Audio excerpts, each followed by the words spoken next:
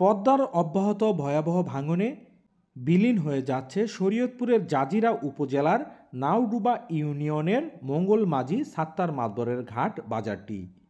নতুন করে 2টি দোকান ও একটি বাড়ির 3টি বসতঘর নদীগর্ভে বিলীন হয়েছে। ভাঙন আতঙ্কে সরিয়ে নেওয়া হয়েছে বাজারের অন্তত 40টি দোকান। সরিয়ে নেওয়া হচ্ছে ভাঙন কবলিত এলাকার বসত বাড়িঘর।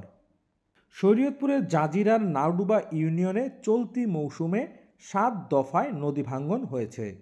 দফায় দফায় ভাঙনের সর্বস্ব হারিয়ে দিশেহারা ভাঙন কবলিত মানুষেরা। ভাঙন আতঙ্কে শতাধিক বসত বাড়ির বসতঘর সরিয়ে নিয়ে নিরাপদ স্থানে রেখেছেন ভাঙন কবলিতরা। তাদের বেশিরভাগ মানুষেরা নতুন করে বসতি গড়ে তুলতে পারেননি। ঘর তোলার জায়গা খুঁজে পাচ্ছেন না তারা। আত্মীয় স্বজনদের বাড়িতে আশ্রয় নিয়েছেন অনেকেই, আবার আশ্রয়হীনভাবে মানবতর জীবনযাপন করছেন কেউ কেউ। আর রাইতে মনে করেন যে ওই পাশে 6টা-7টা ঘর লিয়ে গেছে। আমার এই যে ঘর একটা হ্যান্ডাল যে ভাঙ্গা লাইছি, আর টাইজগুলো ভাঙছি, ওই যে ক্যালকুলেটা ভাঙ্গুম 3টা ঘর। মনে করেন যেন আমরা ঠিক থাকতে পারতাছি না। আমাকে এখন জানে কুলে না, এই পর্যন্ত 5-6টা ভাঙ্গা দিছি। ওখান তো জমিন কিনা বাড়ি করছে, এও ভাঙ্গা নিয়ে দিতেছে গা।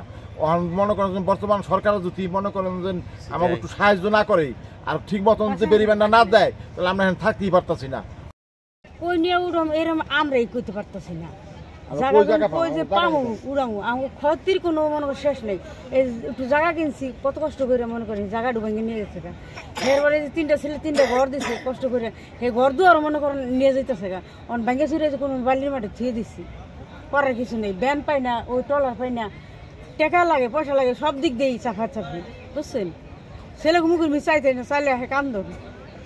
এখন কই যাবেন আপনারা? এই তো কই যাবেন, পরে খেতে খাজনা যেতে হবে, সারা কি উপায় আছে। 5 বার ভাঙছি, 5 বার ভাঙে পরে খেতে খেতেই আসছিলাম। এবার কেমন মনে করি লোকের বেরিবান দেখিয়া এই জমিনটা কিনছি, মনে করি এই সাহসী বেরিবানদের সাহসী জমিন কিনছি। নাহলে এখানে এই জমিন কিনে দেখেন না বাড়ি ঘরের কি পজিশন। এত সুন্দর করে বাড়ি ঘর উঠেছি, টাকা পয়সা খরচ করিয়া, এখন তো আল্লাহ সুখ রাখলো না। হ্যাঁ মনে করেন কি 3 ছিল 3 নিয়ে যেতেছে। আগে তো একবার আসছিলাম, এখানে বাড়ি ঘর করছি, কিন্তু কে মুখ কে দেখলাম।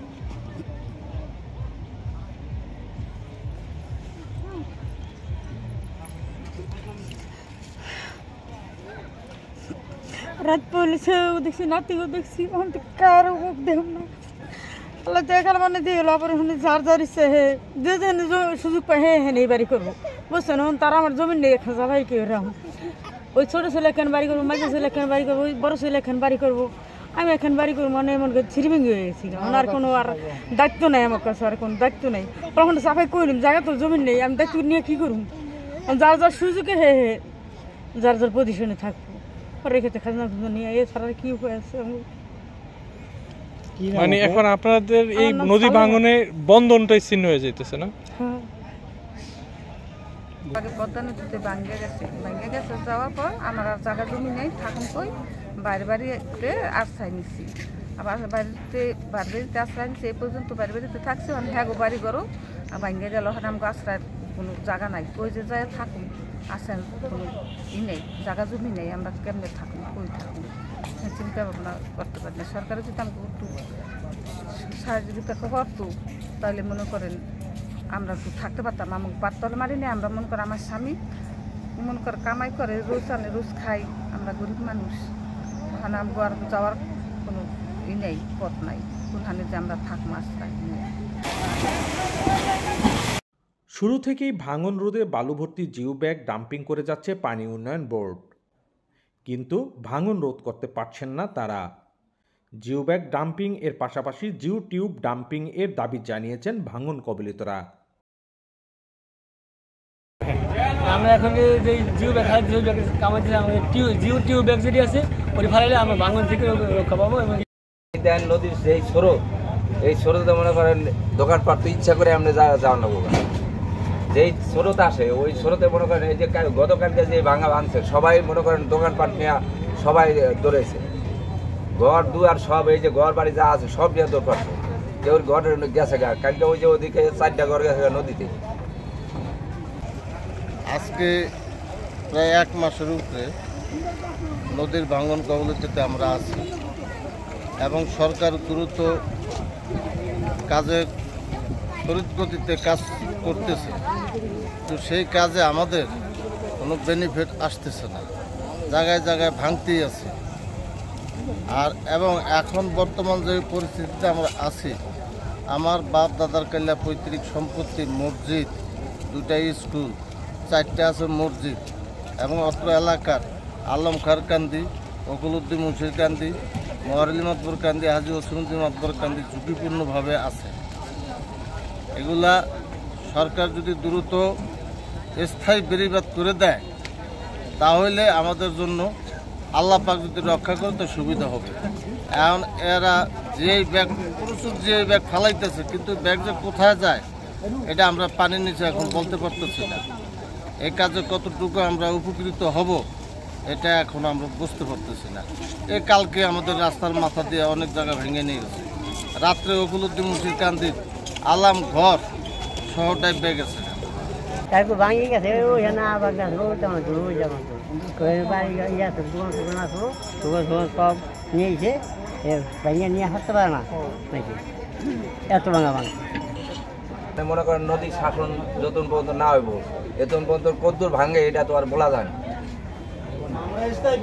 মানে আমরা চাই ওটা একটা স্থায়ী বেড়িবাদ দিলে যদি আমরা থাকতে পারি, আল্লাহ যদি রক্ষা করে, ওই বেড়িবাদের উছিলায় সরকার যদি চেষ্টা করে তাহলে মনে করেন আমি স্থায়ী বেড়িবাদটা অতি দ্রুত দিলে মনে করেন আমাকে একটা সাবাস হইব আর কি। বিগত দিনে অবৈধভাবে নদী ড্রেজিং করে বালু বিক্রি করার কারণে পদ্মা নদীর তীর এলাকায় গভীরতা বৃদ্ধি পেয়েছে, পরিবর্তন হয়েছে নদীর গতিপথ, ফলে দেখা দিয়েছে পদ্মার ভাঙন। বালু বিক্রি করে নদীর থেকে, ওই বালু বিক্রি করলেই মানে নদীর স্রোত এবং নদীর এদিকে চেপে গেছে, এই জন্যই পদ্মা সেতুর কনস্ট্রাকশন ইয়ার্ড রক্ষা বাঁধটিতে সেতু থেকে শুরু করে 0 পয়েন্ট পর্যন্ত 2 কিলোমিটারের মধ্যে 1 কিলোমিটারেরই গভীরতা বেশি, ফলে ধসে যাচ্ছে 110 কোটি টাকা ব্যয়ে নির্মিত পদ্মা সেতুর কনস্ট্রাকশন ইয়ার্ড রক্ষা বাঁধটি। বর্তমানে বাঁধের 1 কিলোমিটার সহ ভাঙন রয়েছে ভাটিতে 4 কিলোমিটার এলাকা জুড়ে। ভাঙন রোধে জিওব্যাগ ডাম্পিং করে যাচ্ছে পানি উন্নয়ন বোর্ড। জিওব্যাগ ডাম্পিং করেই ভাঙন রোধ করার আশাবাদ ব্যক্ত করেছেন পানি উন্নয়ন বোর্ডের এই কর্মকর্তা।